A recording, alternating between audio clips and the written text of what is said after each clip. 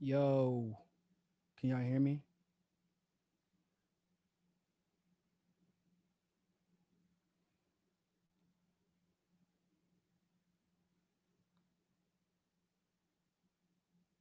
Make sure everybody can hear me. Okay.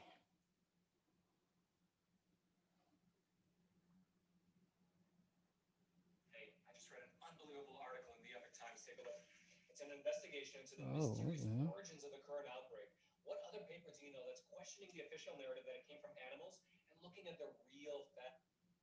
All right. That's a weird advertisement. What's up, people?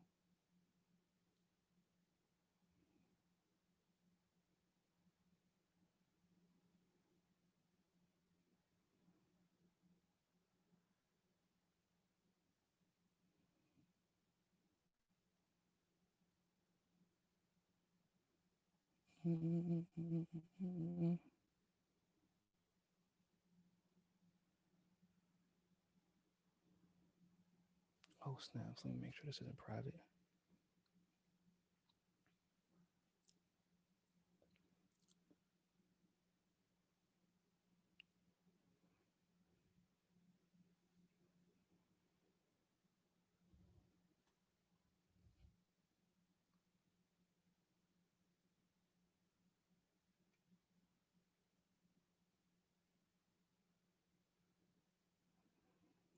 All right. I'll change the what's I'm gonna call it after. What's up? What's up? Gamer for life. Holly Horn. Chatty Boom. Yeah, I'm gonna talk about it briefly. Natalie, what's up? What's up? And the Fit Bethlehem.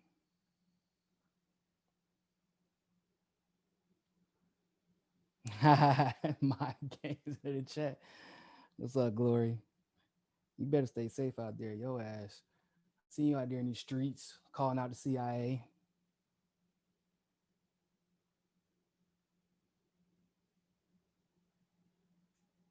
Hello, other Nico, Nico P,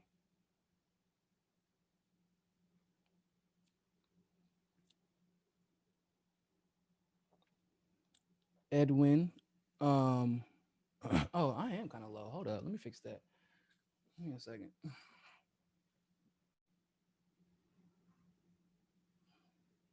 All right, that should reconcile that. Um, but yeah, a moderator would not have helped. There's a reason that Vaush actually doesn't use moderators. Uh, actually, it's funny because basically, I've been trying to debate Vaush to expose him because I've had this weird feeling for a while. Like I'm like, it's. I mean, yeah, Vaush is a troll, and I've debated my fair share of trolls. Y'all know this already. But like, there is something like particularly nefarious about somebody that can come in January of what 2019 out of nowhere, who's basically an imbecile, has no experience, at least none to our knowledge, in politics, can flip so ridiculously from pushing Biden or Bernie, but from a very neoliberal perspective, and then switches over to Biden, and the man damn near gets more engagement than TYT does, even though they're about as neoliberal as you can get at this point as well. He gets almost the same engagement of as Jimmy Dore does, with when nobody knew who he was. Like, rest in peace to Michael Brooks, but with my disagreements with Michael Brooks, he actually presented an argument, which Vaush never did. And then after I listened to his last debate um, with the MMA socialist on Twitter, so shout out to him if you follow him, I kind of knew what time it was with him, and I wanted to see, let's see how he actually handles somebody who actually knows what he's talking about. And I actually predicted to one of my friends, I said, I would not be surprised if he rage quits. Because what Vaush does, actually, I'm kind of surprised because he actually even, the fact that he even gave me 2 seconds to engage substantively on Biden's history and his policies is a rare thing to get. Usually he likes to try and do these super philosophical, intellectual, masturbatory, you know, games that he plays where he gaslights and whines and I know that he likes to try to establish the definition of words. So for those of you who are curious, basically how that debate went, which is why he rage quit. So I guess I'll go ahead and if I make sure I didn't miss anything. Okay, cool. So basically we come into the debate, or if you want to call it that, and he asked me what the terms of what would I like to debate. I explained to him briefly. Uh, the long and short of it is there is no lesser of two evils. And if you absolutely ask me between Biden and Trump, and if you absolutely ask me to figure out which one could do the most damage, it would be Biden. And I said, basically, you're asking for me to define neo fascism, or vote for, excuse me, neo fascism versus civility fascism. And so he asked me, well, what of Biden's actions would be considered to be civility fascism? And so as I begin to do what I do, as you all know, first thing I brought up was actually international policy, specifically where Joe Biden, right after his son passed away of cancer, used his leverage as vice president to threaten other countries that if they raise their cancer drugs, then he will make sure that there are sanctions on their nations. And given our history with other nations, I think that we know that's a promise that Biden and this particular government is more than willing to keep. Now, I get through that one, and as I'm about to continue, Vaush cuts me off and says that that is not even the definition of fascism. And he tells me, my problem is that people don't know the definition between liberalism and fascism. Yeah, once again, Vaush clearly doesn't know what words mean. This is the guy who calls himself an anarcho-botanist, or Bidenist, excuse me, not botanist. But what I described was in no way liberal. Do you understand what I'm saying? That's the only definition I was able to provide before Vaush started cutting me off. And his opening response was, problem I have is that people don't know how to, you people, you don't know how to define fascism and liberalism, but nothing I had said actually prompted that discussion. Like fascism versus liberalism. Because I know the definition of it, but nothing I said prompted that. Exerting your power as an executive authority of a hegemon, then using that power to threaten other nations with fear-based politics, having a grip on their economy and the decisions they make, that is literally antithetical to everything liberalism is supposed to mean. That's not liberalism. That's not liberalism versus fascism. That's basically fascism, right? So it comes out the gate. I'm like, oh shit. So you really don't know what words mean. At first, I thought that the anarcho-Bidenist thing might have been a little funny if you were playing, like you actually know what those words might mean together. Like it might have been, I guess, funny until I found out that he actually doesn't know what words mean. Or at least if he does know what words mean, he obfuscates and then gaslights until he can throw the conversation and deride the conversation based off of whatever philosophical objection he might have to just, we haven't even gotten to the debate. He actually did not dispute anything I said about Biden yet. he wanted to argue with me about liberalism at this point. He wanted to argue with me about liberalism versus fascism. So he said that my definition, or excuse me, the example that I gave, the one example I was able to give before he kept cutting me off, of Joe Biden being a fascist was actually, it did not follow the definition of fascism. And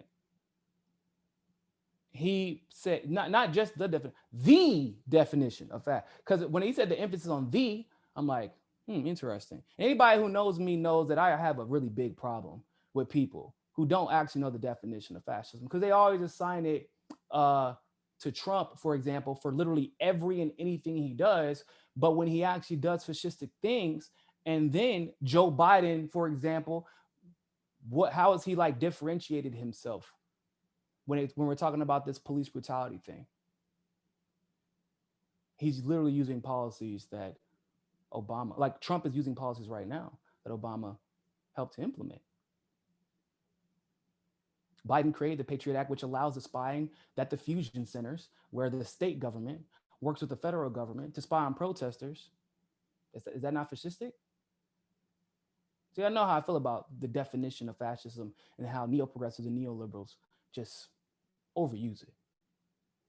So when he says that this is not the definition of fascism, I said, oh, I got to hear this. Well, I'm on your channel.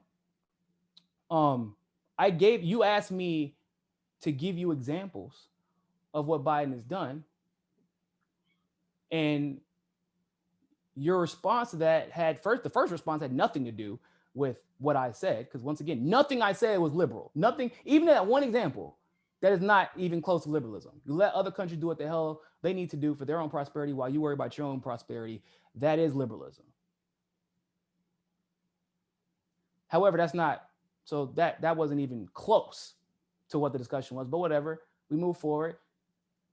He asked me to define fascism. I'm like, well, since my description does not fit the definition of fascism, what is the definition of fascism? Because if he would have asked me first, actually, I would have had no problem providing him, a concise definition of fascism. But he's the one who said that. He asked me an example, and then you're like, no, that doesn't fit my definition. Okay, so what's your definition? Well, no, so actually what I want you to do is I want you to define fascism. Well, no, because you said my example doesn't actually fit any, like, your all-encompassing, just authoritative definition of fascism. So what is it? It's your channel. You're trying to establish the foundation of the debate. So because my example was not your definition, traditionally how a debate goes is, well, if you don't think that is the definition, then it's now your burden to provide the definition that you believe we should be answering on. And the reason he didn't want to provide the definition, I'm going to tell you why, is because he knew that once he provided even his version of that definition, which wasn't a bad definition, which was hilarious, I knew it was going to be a relatively accurate definition. And I knew that definition was absolutely going to be applicable to Joe Biden. Because if you know Joe Biden's record, I mean, let's be honest, right? So he gets mad and he wants to insult my intelligence. And I'm like, Vaush, do you want me to gaslight you and complain? We can go back and forth with the insults. I promise I'll win. Like I could have stayed on Twitter for that. So like, do you want to actually engage in a debate, or do you want to just go back and forth and gaslight each other? We can do that. And so he then starts whining and then insults my intelligence, because he told me that that my example was not the definition of fascism. And so instead of actually providing the definition that he would like to argue on, he whined. Yeah. You know what we call that? Zing. Then he tried to insult me. Zing. Generally in debate, you know what this means. It means I already won because you were not expecting to actually have to debate somebody who knew what he was talking about. So then he kept cutting me off, and of course, I'm like, Vaush, what are you? I don't understand. What's the issue? Just to provide. We're going. I bullshit y'all not, people. We had about 15 minutes of going back and forth, and then he put some weird analogy. He's like, oh, the definition of fascism.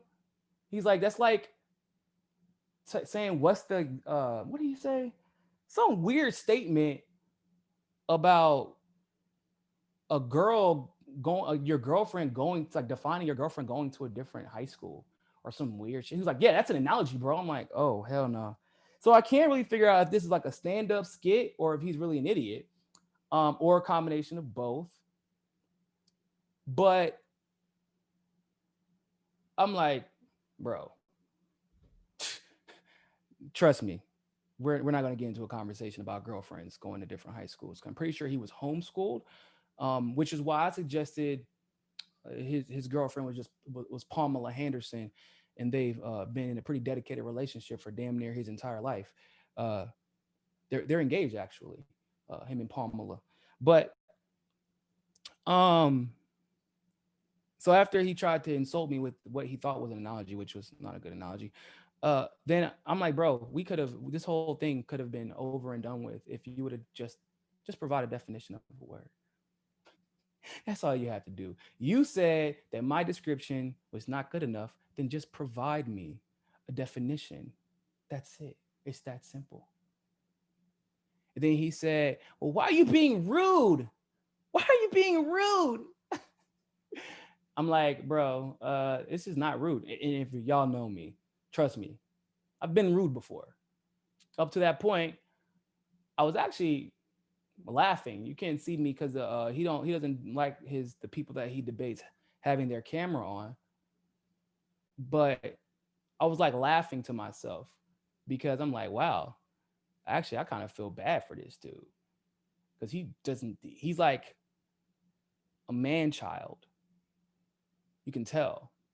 Like somebody handed him a channel and was like, hey, we can load a bunch of bots on your channel and make you really famous if you would whine like you all the time, except for about politics and in front of a camera. Like that's basically what happened to Vaush. But I digress. So then he called me because I said, "Trust me, Vaush. This isn't rude. Like just this isn't." And he called me and what was the word? Oh, he said, "E gangster." He said, "Oh, are you an e gangster?" First of all, an e gangster, bro. What the fuck? It's like e-commerce, bro. It's like a 2006 slang. That's not a thing. Um, but he thought it was. He thought it was, and it's funny because I didn't expect for him to act that childish from the onset. Like I just did not expect that. I know he's childish. I know how he gets down. I know how he gaslights and all that good stuff, which is one of the reasons why I wanted to debate him to kind of prove this. And but I did expect the racism. I actually did expect that. And I somewhat expected the analogy where we're talking about high school girlfriends, considering that he literally advocated for pedophilia in one of his videos, which was super weird. Um, but I was, like I said, I was expecting him to be racist. I was expecting that. Vaush literally looks like he has no friends. So I was like, okay, whatever. So as he is providing these 14 points, which were, by the way, a good definition of fascism, which if he would have provided from the very beginning, and because I could tell once again the entire time he was hell bent on establishing the principles that we were going to debate on, for the simple fact that if I set the terms of the debate, it wouldn't even be fair. And either way, it wasn't going to be fair because he doesn't know enough. He just doesn't, and he knows it. Like, so it is what it is. And I also knew that he gets about maybe 10 points in, bro. 10 points in. And I'm like, I'm laughing to myself because I'm like, so you spent the last 30 minutes avoiding giving a definition that you could have easily just gave. Because you know that. Because that was his whole. This is about 30 minutes at.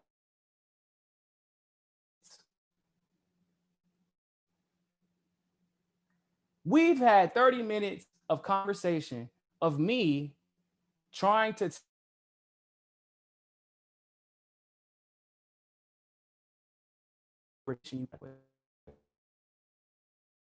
example was adequate. What you let me give after he complained about me cutting him off. He muted me because he was feeling a little bit embarrassed because every time he would try one of those little witty quips, I mean, I'm wittier. I mean, let's be honest. So like, so of course he muted me, and then he says, "Now here's how you will respond. You'll respond by giving me your definition of fascism." This is you asked me one question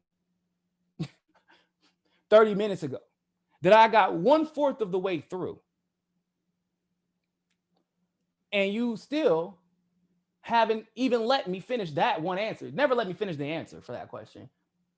Then he fast forwards, and then he's like, now I'm going to debate about this instead. It was like the worst example of moving the goalpost that I've ever been involved in. That was like a 30-minute exercise in moving the goalpost. So I'm like, no, I'm not going to. No, first of all, I'll define fascism after I get done linking your definition of fascism to just the one example that I made. Because I don't understand what is his whole point was I could not do that because I did not know the definition of fascism. And as I'm like, okay, well, let me do that then. Let me link the point I just made to the 14 points that you just laid out as your definition of fascism. Yeah, he ain't like that, man. So he rage quit.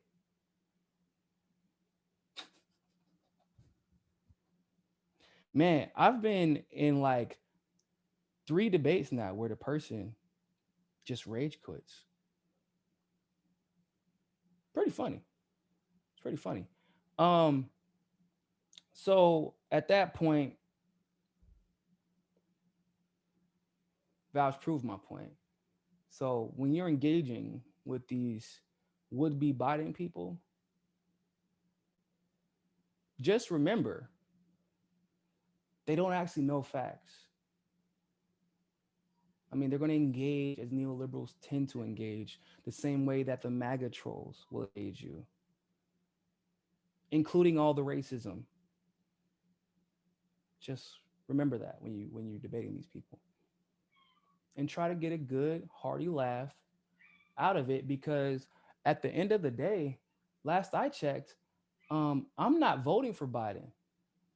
I'm not voting for Trump. You were supposed to be trying to win voters over and convince people that you don't sound like a dumbass for advocating for someone that say he doesn't want his kids to grow up in a racial jungle.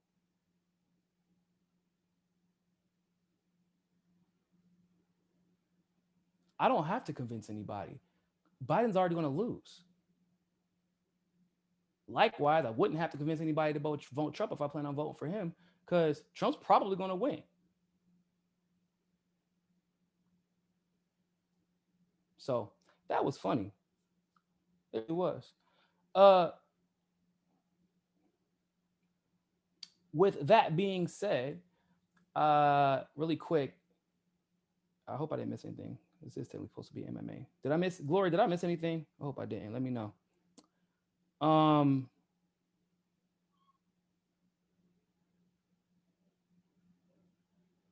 did I miss any questions?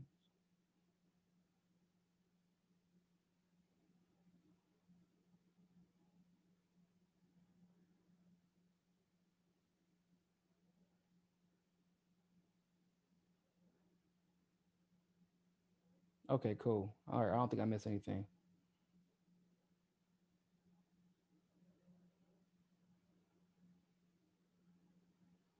Mm, mm, mm, mm, mm, mm. All right, cool. So yeah, um, the People's Convention was really successful. I got to give it up to Nick Bryan and his team. I know that there are a lot of people working behind who worked behind the scenes to make that happen. I know a lot of people that work behind the scenes to coordinate that and to just make it go off without a hitch. That's dope. Mad love to you. Y'all deserve all the credit in the world because it really, excuse me, it went very smooth. The speeches that were given for the most part were really good. Thank you for everybody who showed me love for that speech. It was 5 minutes. Like I said, I was kicking myself, and still I really still am. I'm kicking myself for not mentioning Assange, given that his extradition hearing is coming up in a couple of weeks. It's frustrating. It really was. I was trying to hit on every single issue that I could, because it was such a short amount of time. I knew that we were trending number two on Twitter at that point.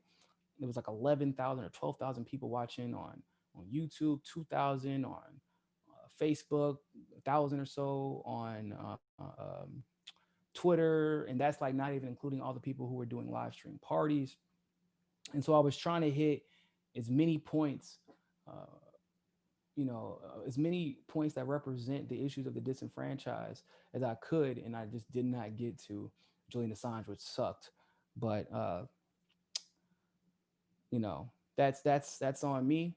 And like I said, I know I speak for a lot of the avid Assange supporters that we all dropped the ball. Like there was plenty of us on there. It was myself, there was Graham, there was Ron, there was Jimmy, Chris Hedges.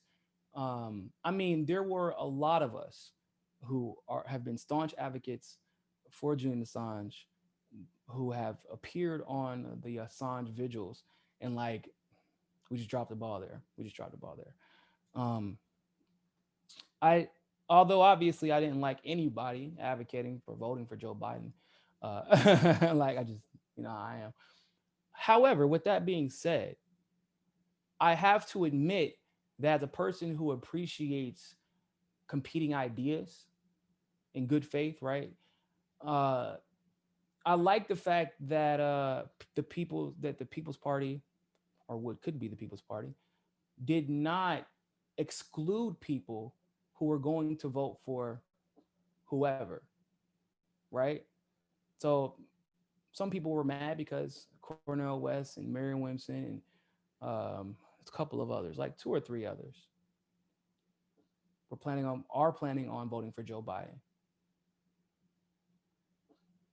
Well, at that point, then it is of course up to us, the people who are not going to vote for Joe Biden, to make our case for actual progression and for actually working to ensure that we have better choices, not giving any ground to anybody at this moment who isn't willing to adhere to a progressive platform, really a populist platform that does benefit everybody, not only in this country but around the world. So that's our burden now. Okay, Cornell West makes his argument. Chris Hayes made a brilliant argument himself. Marianne may make her argument, but Tim Black or who else made it? Or myself or Jamal even, they make their arguments. And that's what actually that I don't know if y'all know this, but that's actually what a convention's supposed to be. You're supposed to be discussing and debating the future of your party to figure out which one is more welcomed by the people that are in your party. Now, in that same vein, I would say one of the very few critiques that I have is that there weren't enough like populist conservative minds represented. Although obviously we disagree on some issues, like depends on the person. We largely disagree. I mean, excuse me, we largely agree on anti-interventionism, um, legalization of marijuana, decriminalization of all drugs. I mean, even I wouldn't call it single payer for them. They don't like single payer, but they do believe in universal health care of some kind. So obviously we can have a healthy discussion about what that should look like. Um, and yeah, would we have disagreements? 100%. But I had disagreements. There was like 32 people who spoke. Like disagreements with like 17 of them. Was that what does that mean? Disagreements happen all the time. You had somebody go on there and pushing pro-imperialist talking points about Cuba and other foreign policy issues in South America. Okay, does that mean I think she should be censored? No, not really. Because we're supposed to go up there, make our best argument and best presentation for the ideas that we believe the party should represent and what all parties should represent. And the people should determine from what they hear what they believe is the best party. Hold on, let me go talk to my son. Me and my fight. Pardon.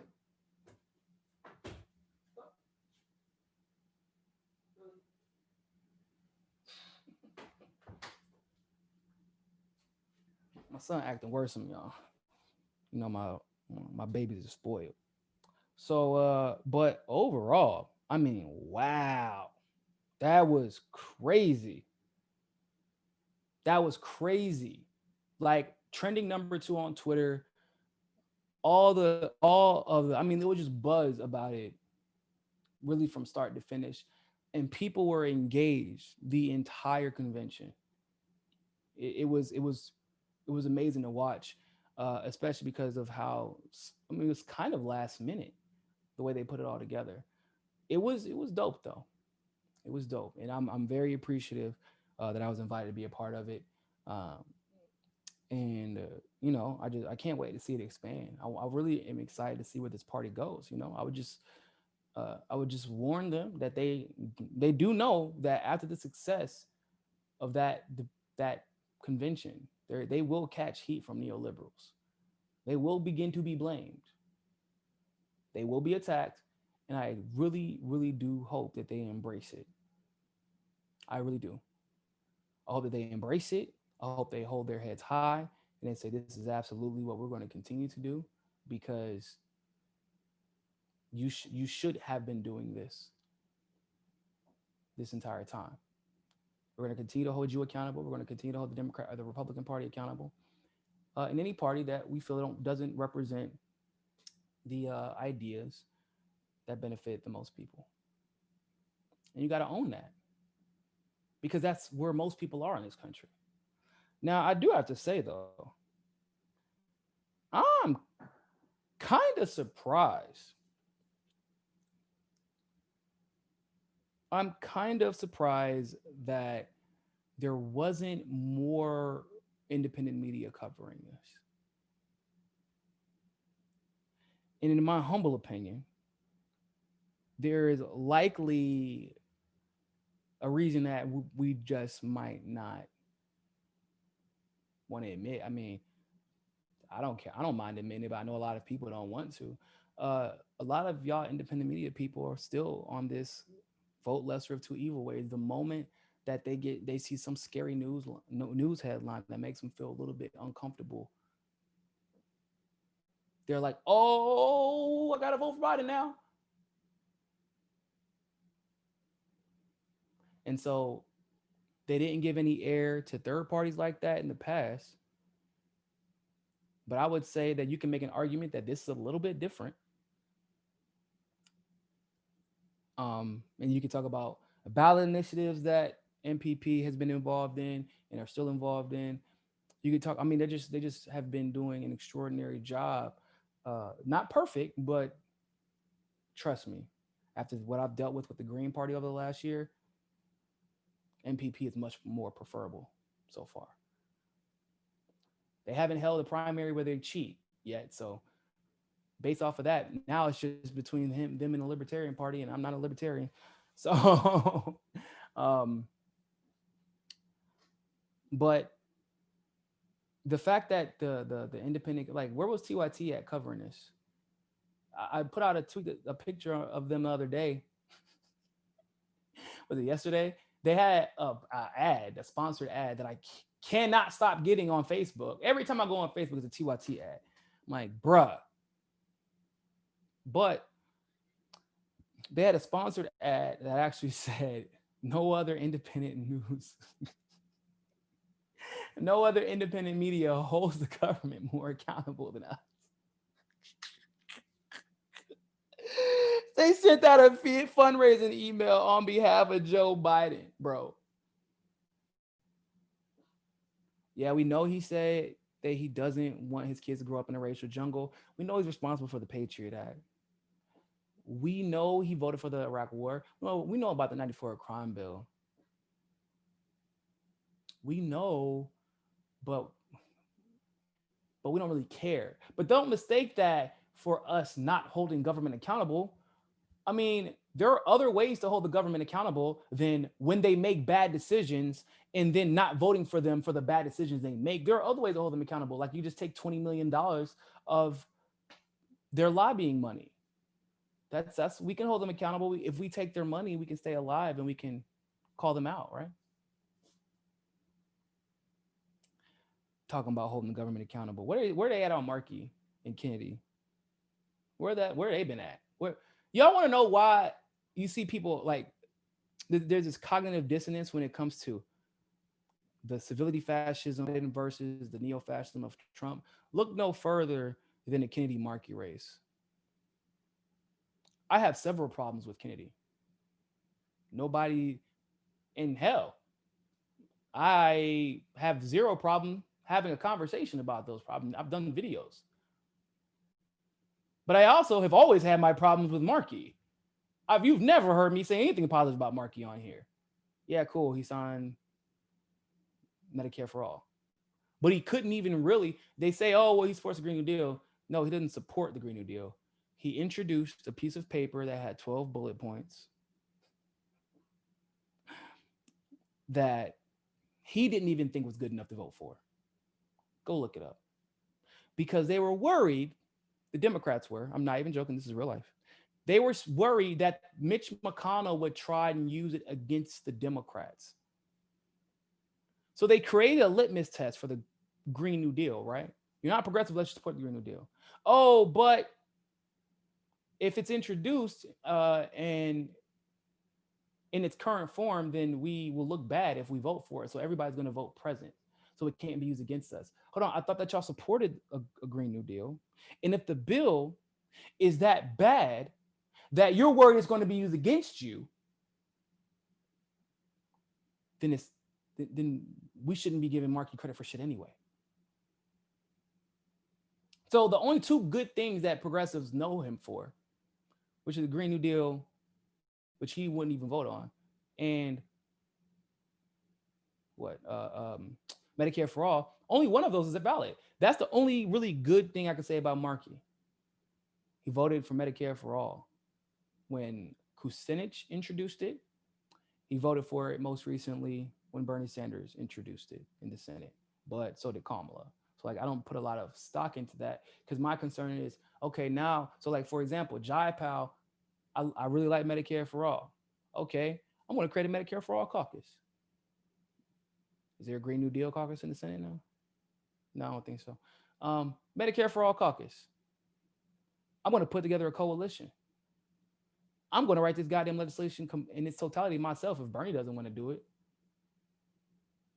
Because at that point, I don't know if y'all remember, Bernie didn't write it. His legislation was,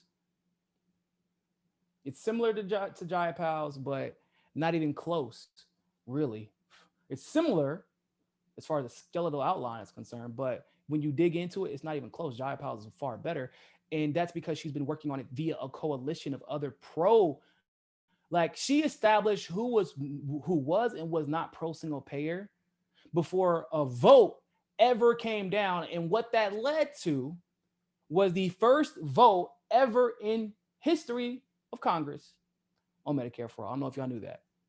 That is what supporting something means. I'm not saying it has to be taken to that degree, but I'm saying if you're going to give Markey the, like, oh, he's supported Medicare for all, it's cool that he voted on it. What has he been saying about it?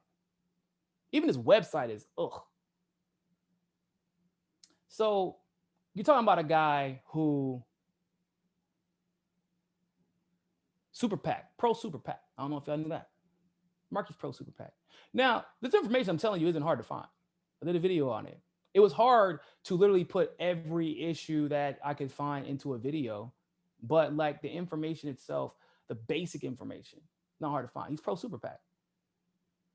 Kennedy challenged him on it. He said, I don't take super PAC money, and the Democratic Party needs to stop taking super PAC money because of, essentially you can only have one master.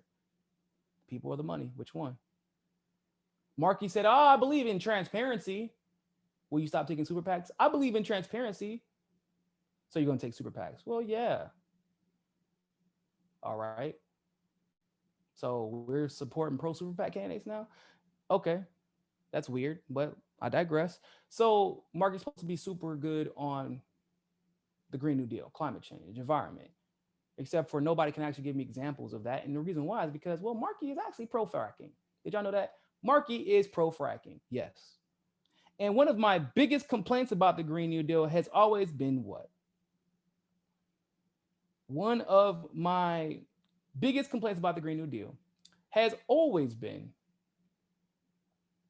it's why isn't it banning fracking?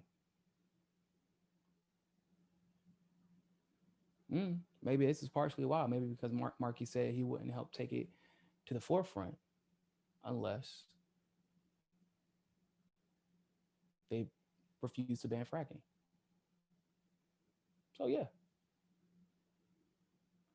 On top of that, which is I haven't even got down to the list of worst stuff. Y'all know the Telecommunications Act of 1996? For those of you who do not know, one of the best things that Jimmy Carter ever did was to break up the telecommunications monopoly. I believe it specifically was AT&T. He was the last person to use that antitrust law like that. And what the Telecommunications Act of 1996 did was was basically overturn, if you will, what Jimmy Carter did, and it allowed the telecommunications companies to buy up radio stations, digital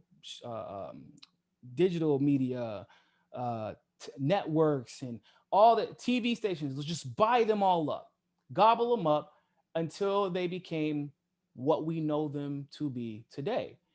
Markey specific, like you know how like the crime bill is Biden's and the Patriot Act is Biden's. The Telecommunications Act of 1996 is Markey's. He brags about it. It's very clear, like what the goal is. In the Telecommunications Act of 1996, if you all recall, yes, that's Bill Clinton. Bill Clinton was president during the what? The internet boom. In other words, all of these companies would have had legitimate competition that they would not have been able to anticipate or prepare for, you know, outside of the normal parameters of preparation for economic, like business competition. But like their only inherent advantage is that they were there first. But as we understand what the internet is and eventually became, imagine if there was no, if the laws, the antitrust laws that we had were not overturned, and now they have to compete with everybody.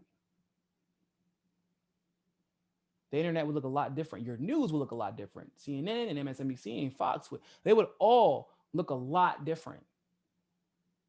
But Markey made sure that Fox News and MSNBC and CNN, that they could all continue to behave like monopolies. That's Markey.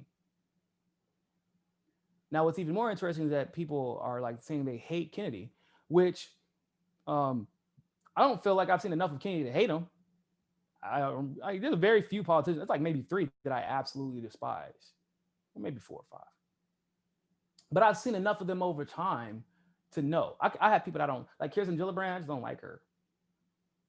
I don't know if she's evil or not. I just don't like her. Amy Klobuchar, just don't like her, and she's also a weirdo. Kamala, I hate Kamala. I hate Kamala. She's an evil person.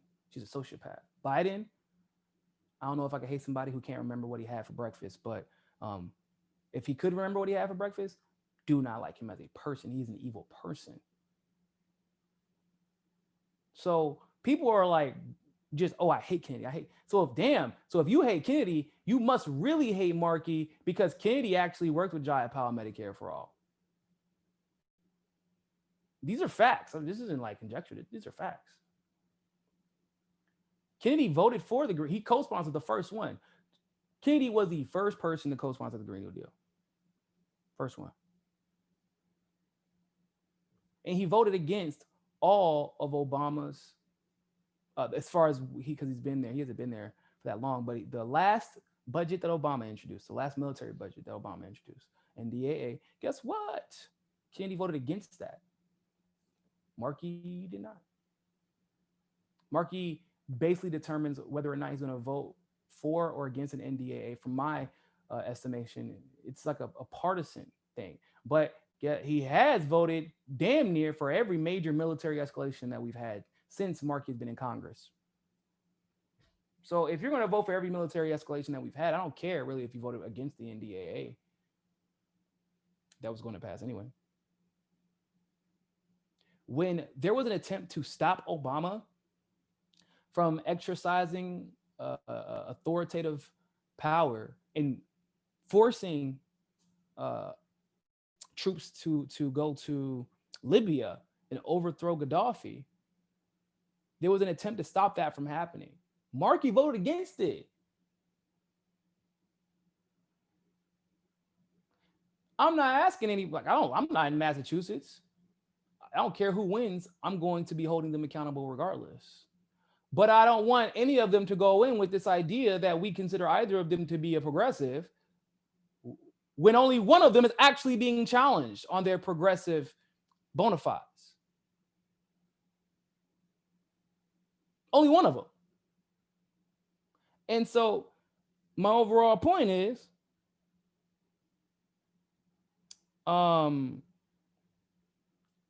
Zachary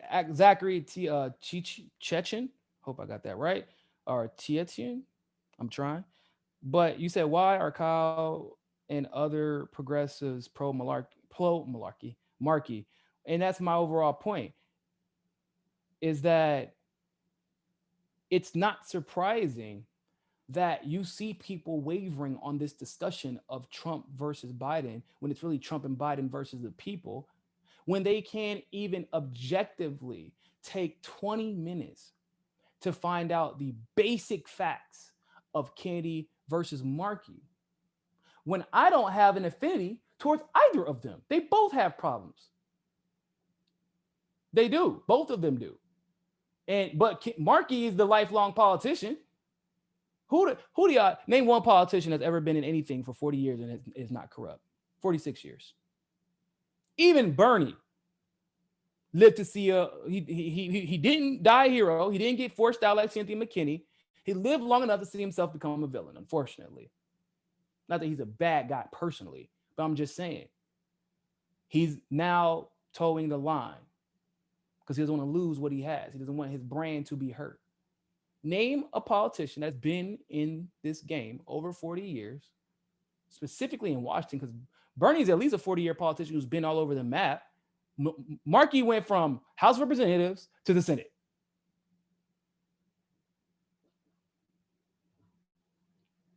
Since when? You know what happens to politicians who stand up, even moderately so? You get Kucinich. You get Mike Gravel. They tried to take Mike Gravel to the Supreme Court to put him in jail. You know how they smeared Kucinich? They didn't even like Barbara Lee back in the day because of her stance against Afghanistan, the only woman who got it right. Cynthia McKinney, they forced out. Changed her district up. Spent hundreds of thousands of dollars of AIPAC money to get her out.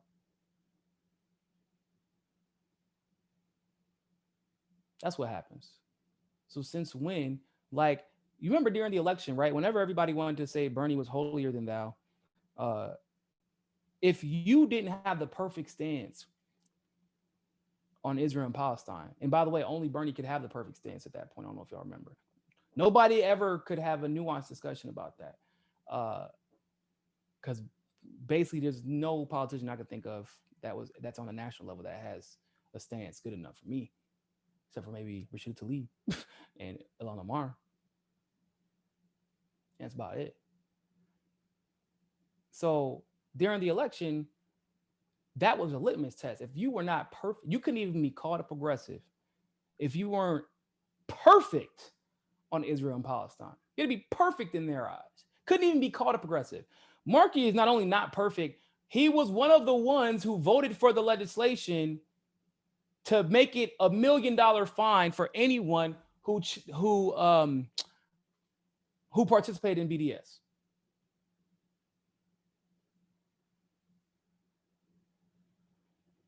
Think about that, bro.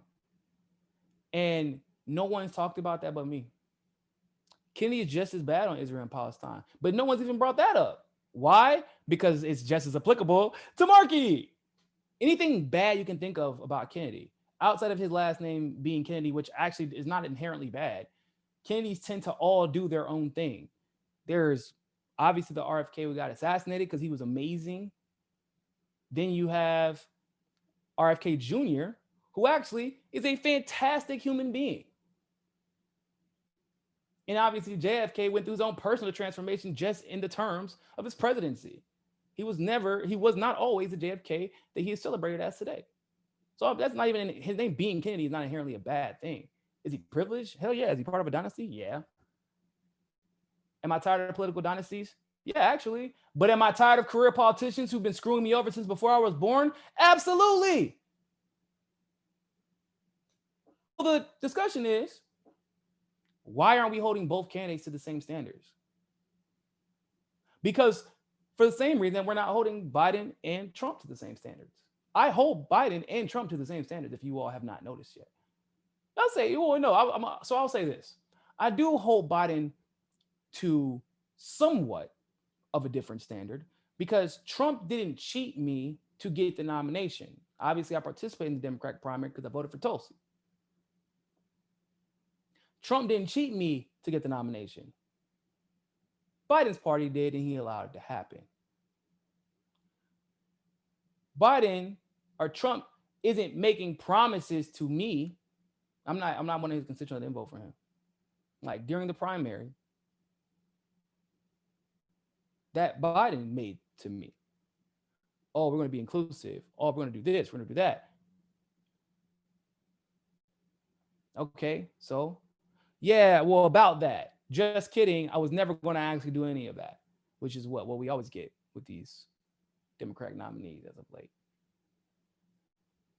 So, in a sense, I do hold Biden to a different standard in the sense of stop telling me that you're going to give me things and you're not going to do it, because then I'm going to be even more pissed because you're going to sit here and try to play me. You're going to lie to me dead in my face. But I hold them as far as the baseline is concerned. I hold them to a very similar standard. That's why I'm not. There's some people who are like, no. Trump is never a neo-fascist. No, Trump does, like almost every president in history, Trump does have very neo-fascistic tendencies. He literally hired the brother, or excuse me, he hired the company of the brother of a member of his administration to go send unmarked vans with people with no name tags who claim to be police to kidnap protesters. That is fascism. That's fascism. He absolutely has neo-fascistic tendencies. However, so does Biden. What do you think the 94 crime bill was? What do you think the Patriot Act was? But no, people want to pretend like, bro, the 94 crime bill is still here. It's like Biden's fascism is still affecting our lives every day. The thing about how many people have been put in jail because of things like the Patriot Act.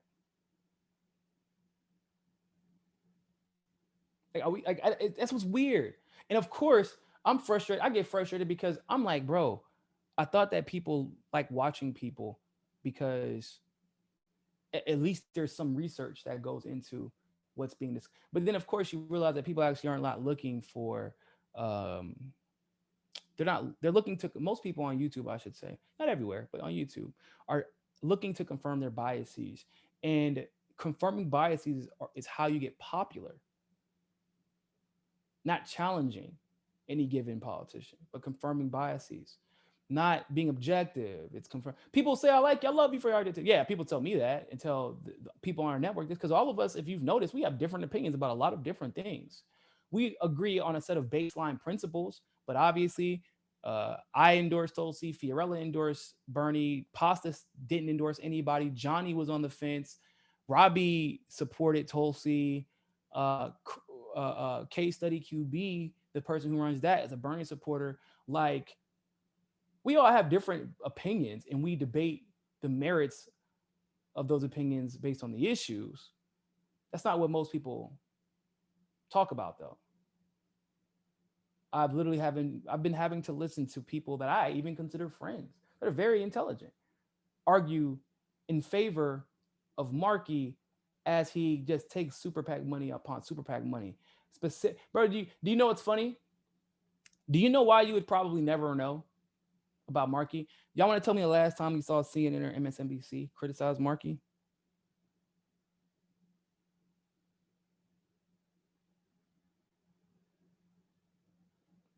Does anybody want to tell me the last time you saw that? You haven't seen it. You've never seen it. They call him a progressive, though. They make sure to say that for sure. Like Nancy Pelosi calls herself a progressive. But you've not seen anyone criticize Markey because I just told you he's responsible for the Telecommunications Act of 1996, which gave all of them the power. You know the power that they're using right now to crush independent media, so we can't call attention to the nonsense that they put out there as they smear our candidates. One of our candidates, or at least a person attempting to pretend to be our candidates, which would be Markey. He's pretending to be one of ours. How have our candidates been traditionally treated by independent media or by mainstream media, excuse me? However, insulted, smeared, attacked, maligned. Bernie's too old. What happened? There's no Markey's too old. We need a new face now. We need that good old Warren progressivism. All that went out the window. Why? Because Markey's the reason that they have their power and they need him in there to make sure their power remains. They're rewarding him. He's taking more money from the telecommunications industry than any other sitting congressman or senator. And he's not one of us. That's why they don't treat him like one of us. Well, it's common sense. I feel like there's the same patterns that happen over and over and over and over and over and over and over and over again, bro. Same patterns over and over again. It's so easy. Do they take super PAC money? Yes. Do they talk good or bad about them in the mainstream media? Bad, okay. They might get a little bit closer to being one of us. Good, you're gone. Yes. Where were they at in 2016? To make things simple. Were you on the side of a revolution and change? Or were you straddling the fence, sitting there, next to Elizabeth Warren, straddling the fence until your next opportunity came?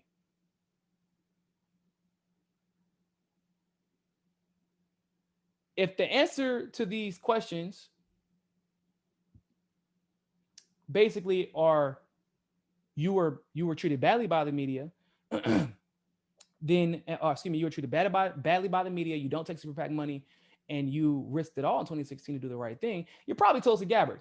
If you're not treated badly by the media, you were nowhere to be found in 2016, and you take a bunch of corporate money amongst other corrupt practices, your name might be Ro Khanna, but we're not talking about him right now. That's a discussion for a different day. I would use him as an example.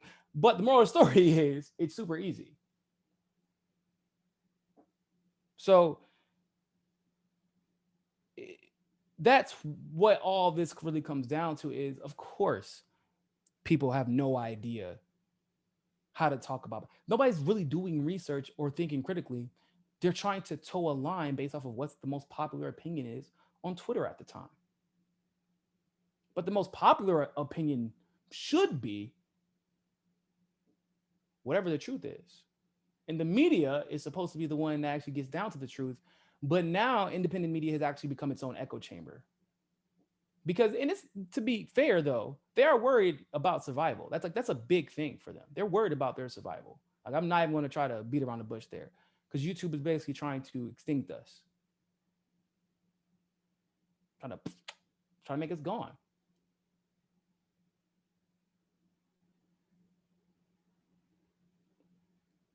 So it's a matter of their personal survival. But at the end of the day, like, some of us did not do this because of our own personal survival. We did this because we're worried about other people's survival. So I hope that you all continue to go out there and challenge people who are just not being honest. Maybe not even intentionally. Maybe not even intentionally. Maybe they're not being nefarious. They're just not being honest with the people or with themselves. When it comes to Markey or Kennedy, when it comes to Trump or Biden, if you get that big ass platform that you may or may not have, and then your whole goal is to traffic in what's on Twitter, then why the hell do people need you? Just saying. Think about it. Who at all, other than me, has challenged Markey? And do y'all think do y'all think that's healthy for the progressive movement? Do y'all think that's healthy for them? I'm serious. No, it's not. Why do y'all think that people keep getting played? Like I said, I was very objective. I said, wow, if Bernie throws Tulsi under the bus on a random day on the what's that damn show, The View, and Tulsi's his friend who actually sacrificed everything for him, what the hell would he do to us whenever he had to make a choice at the fork in the road? Protect his brand or fight for the people, knowing what it can mean to his brand? And I was very clear back then. Objectively, we know what this means in the end, is that he's going to choose his brand. And people got so upset, they got so depressed, because you're not allowed to challenge. You're not allowed to.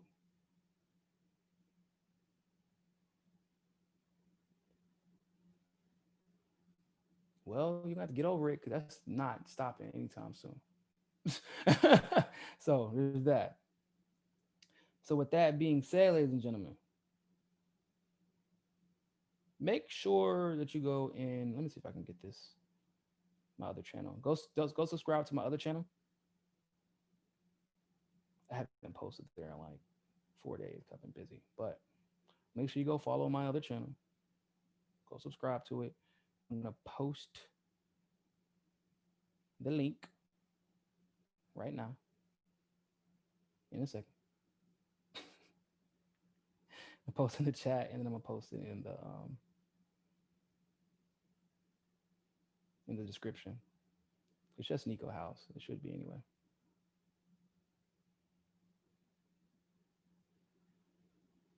Posted the link right, huh? So I posted that link. I'm posting the description also. So make sure you go check that out. But yeah, other than that, people, thank you all so much for tuning in to this live stream segment of Mikaze Sukase. And always remember, more than anything else, find your balance. Peace.